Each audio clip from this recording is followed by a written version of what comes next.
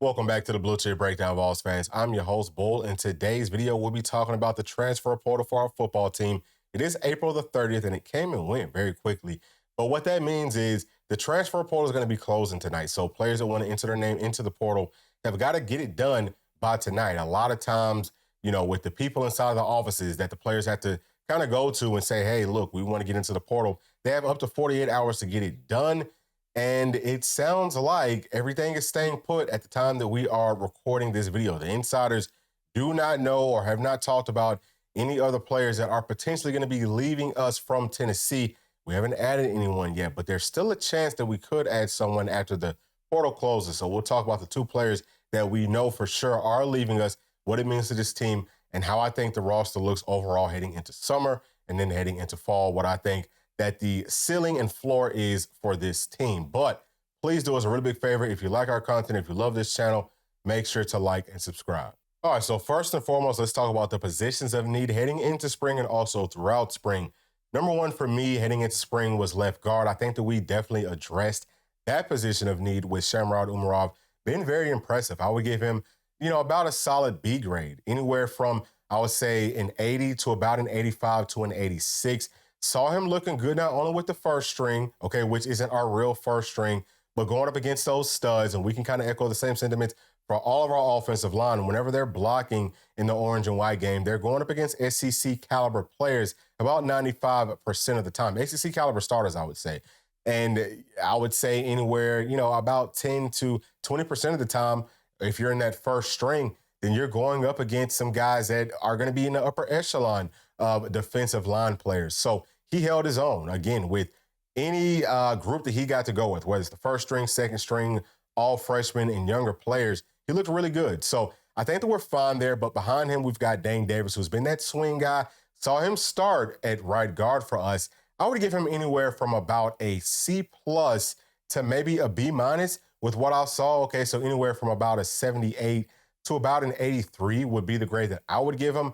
Looked solid in several reps, just holding his own. And I also saw him kind of passing off players very well, knowing who to block. That's going to be the biggest thing for any player on the offensive line. And him being a fifth-year senior, he should know what to do. But guard is not his natural position. I think that tackle is. He's a taller guy that doesn't bend as well as a Shamrod Umarov does. I think that they are about the same height, but Sham just bends a little bit better. And that's why I think that he's more of a guard body. We've also got Jackson Lampley, who's another fifth-year senior. He's going to know who to pick up. He's going to give his all for Tennessee. I like him a lot. I think that he could come in and spell guys or, come in if someone, God forbid, goes down for any reason. He can come in and give us a pretty solid rep or two. But I still just don't think, and again, we haven't really seen him go through spring because he was out for most of, if not all of spring. I think that, he's not a guy that you would want playing throughout an entire game, not versus the upper echelon teams in the SEC. I would say that probably Andre Carrick, a lot of people have been talking about him. Saw some flashes for him, showing some good things on film last year, but he's just so inconsistent. I mean, he goes from having a really good rep to having an absolutely awful rep. And I don't mean to talk down on him by any means. I'm just keeping it real with y'all. Like, I don't think that he's a guy that we would want out there starting. But we've also got Aiden Bustle, who was playing right guard for us as kind of like the second and third string guy so far this spring. I liked what I saw from him. I'm not as high on him coming into spring, I'm not as high as I was on him coming into spring as I am at this point. I saw some things that I understand now why they didn't try to work him more at the left guard position. And it's really just all fundamental stuff. He's just got to work on some technical things. And if he does that, then he's going to be just fine. But I still think that he does have the skill set to be a really good guard for us.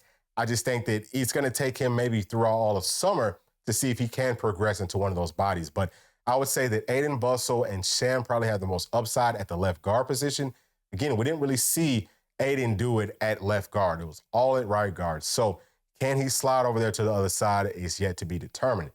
Now, another position of need while we're talking about the offensive line that we kind of identified as we're going through spring is at the backup center position. And we've got Bison Lang, who is a sophomore or a redshirt freshman, whatever. This is his second year on campus with us. At first, I wasn't too sold on him, but throughout the spring game, as I've kind of gone back and been watching more film, I like what I've seen. Again, whenever you think about him going up against a very good defensive front, especially on the interior, he held his own. There was a couple of reps that we saw with the members only video breakdowns, or the film breakdowns, where we see him going up against Big O and he's holding his own. He might get pushed back some, but at some point he does end up anchoring down, and he does enough that Nico can still kind of operate inside of the pocket. That's all that you can ask for as a backup center. I think that he will end up being, especially as he goes through summer and heads into fall camp, I think that he will end up being better than the backup centers that we had last year once Cooper Mays goes down. So hopefully Coop is going to be able to stay healthy. That's going to be really big for us, obviously, with, a send-off season for him. Hopefully he can get drafted. But, I still think that we're going to be fine, but you don't want to see Cooper Mays goes down. He's a critical part of that offensive line. Outside of that, though, y'all, once all the starters come back, I think that we are very solid up there. Should be the best offensive line, even not just with the starters, but even like from a depth perspective that we've seen on campus up in Knoxville. I would say even before Coach Heupel, okay? It's going to be one of the better offensive lines, or probably the best offensive lines that we've seen in a while. I believe in that group from top to bottom wholeheartedly. Now, as spring kind of went on, we saw that Cam Seldon goes down. He was a veteran. He was a bigger body running back. Felt like he was going to have a huge breakout year coming up in 2024. But now that he's down, I said, well, we got Dylan Sampson, and we've got a lot of guys that haven't played a whole lot of SEC football, some underclassmen. I felt like it would have been in our team's benefit to go out and try to find someone in that transfer portal that isn't necessarily going to be a starter, but can rotate in. And that's a veteran and that has that bigger body if this team needs it. Because at running back, you're going to take the most hits. Like, you're going to take the most, I would say, critical hits, because it's coming at, 7 to 10 yards or even more of a full head of steam from the defense and also from that running back. So it's just some very, very physical collisions at that position. Now, we've been blessed over the past few seasons. Haven't seen a whole lot of injuries out of that group, but I do like what we have so far. I mean, obviously, Dylan Sampson is going to be really good. A few concerns with his pass protection. Haven't seen him play that much throughout spring to know if he's progressed in that aspect of his game, but I would just have to anticipate with how mature he is and his understanding of football, and I'm sure that the coaches have talked to him about it. I know that he's gotten better at it, and he still has all the summer to get better at that as well. Now, Deshaun Bishop looks like probably running back number 2 at this point. He looks good. I mean, he was very impressive in spring last year. I think that he got hurt either in spring, it probably was in summer, where he goes down, he misses all of 2023. But if he didn't, I think that he probably would have gotten some, maybe not significant reps, but he would have gotten into the game some more. But love his entire style of play. He's just, in my opinion, a little bit too similar in his style of play to a Dylan Sampson. I think that it's good to have kind of like a 1-2 punch where you've got a guy that's a little bit of a different change of pace, and that's what Cam Seldon would have been. But whenever we're talking about a guy that can be a change of pace, we'll talk about Khalifa Keith first, because he's going to be a redshirt freshman or maybe even a sophomore this year. This is his second year up on campus with us. He's a bigger body guy. He's actually the biggest running back that we have on this team right now. 6'1", about 230 pounds. My biggest concern was, can he really run with that physicality? Because hadn't seen a whole lot of that as a true freshman, and really not a ton of it in his high school film as well. But we did see that in his spring game. Okay, a lot of times that he was willing to lower his shoulder and just kind of get those tough yards. That's what I think that we brought him in to do. And as long as he's willing to do that on a consistent basis, yeah, he can most definitely get into that 3-back rotation. It's important just to keep in mind, guys, that it's not so much about having running backs that can always hit those home runs. It's just about keeping those chains moving. If they can average, I would say 4 to 5 yards a carry, which last season I want to say Jabari Small was probably our, lowest yards per carry guy. And I think that he had about 5 yards per carry. So if we can kind of shoot for that number, our offense is going to do what it does. That's the whole thing, is that we're seeing lighter boxes. And if these players can just kind of take what's given there, that's going to be good enough for me. I don't need for them to always hit home runs. That's not necessary, okay? It's not necessary in any of football, but even more specifically with the way that our offense is set up, it just is not necessary. We're going to spread you out, and we're going to take advantage of those numbers. If it's on the inside, we'll get 4 to 5, right? Or, we'll get 5 to 7. And then if it's on the outside, hey, we might hit you for 6 points here, or, we'll just take a quick first down, whatever comes. But that's what football is really all about. It's a chess match. So I feel fine with all those players, and we have not talked about Peyton Lewis, who's coming in as a true freshman. I said even coming into spring that I felt like he was a guy at about 6'1", 220-ish pounds with real legitimate track speed, that he could be a player that could work himself into that three-back rotation. You've got Dylan Sampson, you've got Cam Seldon, and then you've got another bigger body guy that's also fast in Peyton Lewis. Yeah, that would have been a big-time problem. But we haven't seen him throughout all of spring. He had like a little minor surgery, but he's going to be back, I believe, for summer camp. So summer camp is going to be very important for the running back position. We've got to find what our three-back rotation is. And really, honestly speaking, y'all, with everything that we're talking about, everything that we've seen so far, it's either going to be going off of last season and what we would expect the players to, progress at coming into the 2024 year. But you've got to keep in mind that really over the summer is when that big jump is going to come, because you're getting all those reps. You're practicing 2-3 times a day. All you do from about 5 a.m., 4 a.m. is you're going to be eating with your teammates. You're going to be watching film. You're going to be practicing, and you're going to be eating in between all that and showering, and then sleeping. That's pretty much all you have time to do. So they're going to get those reps, and they're going to get a lot better. So I would just say that the spring so far for us has been what the floor should be for this team. Again, we've got to keep in mind that injuries will always play a very big factor on any team. It's not just ours, it's any team. But I do feel like we're deep enough at the running back position. As long as we don't lose Dylan Sampson, I think that we're deep enough that we shouldn't be too concerned. Dylan Sampson is the guy that we've got to protect at all costs. And again, Cam Seldon, by the time that he comes back, our room should be very, very deep, because those younger guys have gotten all those reps, and they are now veterans, and they understand what to do. And now we've got 5 legitimate running backs at that position, instead of just 4. So I think that we're going to be fine there. Would I like to see us still go out and maybe try to tamper with somebody in the final hour and add one more person? Of course I would. I think that would be ideal. Add that extra body like we kind of started this segment off with. Yes, we need to do that as far as I'm concerned, but I'm going to obviously defer to the coaching staff. They're with these players on a day in and day out basis. They know what we have, and they understand the, durability of all these players. So we'll see how everything plays out, but I don't think that there's a huge cause for concern at the running back position. As much as people have kind of made it out to be some big problem, I don't think that it's going to be that this year. Now, on to the players that actually left us. Okay, we'll start off with Elijah Herring at the linebacker position. He was one of the starters for us last year. We play a whole lot of nickel, which means we only are going to have 2 linebackers starting for us most of the time. I would say about 90% of the time. And Elijah is a guy that does have a good upside, but he just didn't show it for whatever reasons last season. Is it because he is physically too slow to kind of get to those plays, or was it because he was doing too much processing as a newer player? And also, was Coach BJ maybe not getting the message into our linebacking core as well as he could have, because we could kind of echo the same sentiments of being a step too slow in certain situations throughout that entire room. I have not seen that so far with Coach Inge, and that's kind of why I felt like this would be a good season for Elijah Herring with a new coach in Coach Inge to maybe have a better understanding of what's going on, and hey, we can see what you do out there. But that room is still deep from a, talent perspective. Maybe not super deep from a body's perspective. And we talked about this in the video yesterday.